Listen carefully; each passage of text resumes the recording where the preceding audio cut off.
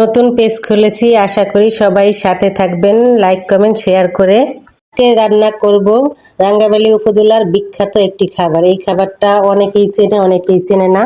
এই যে আজকে আমি রান্না করব বিন্নি ভাত। এগুলো হচ্ছে বিন্নি চাল, যদিও আমারটা পাঁচ মিশালি হয়ে গেছে, কারণ আমি সঠিক চালটা পাই নাই। মিশানো চালটা পাইছি, অরিজিনাল চালটা পাই নাই।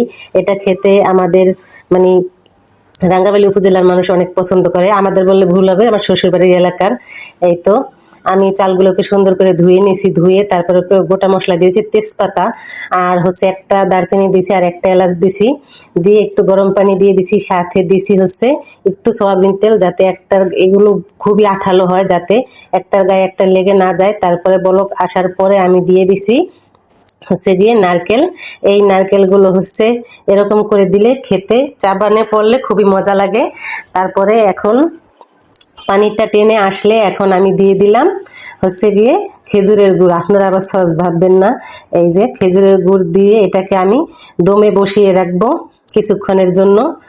এই তো আমি দমে বসিয়ে রাখছিলাম, এখন আমি এই যে নাড়াচাড়া করে আসছি। এই যে দেখেন খুবই সুন্দর হয়েছে এই খাবারটা। আপনারা কারা কারা খাইছেন অবশ্যই কমেন্টে জানাবেন। আর আমার এই পেজটা হচ্ছে নতুন, অবশ্যই ফলো করে যাবেন, লাইক কমেন্ট শেয়ার করে কিন্তু পাশে থাকবেন। আজকের মতো এই পর্যন্ত এই ভিডিও। আল্লাহ হাফেজ।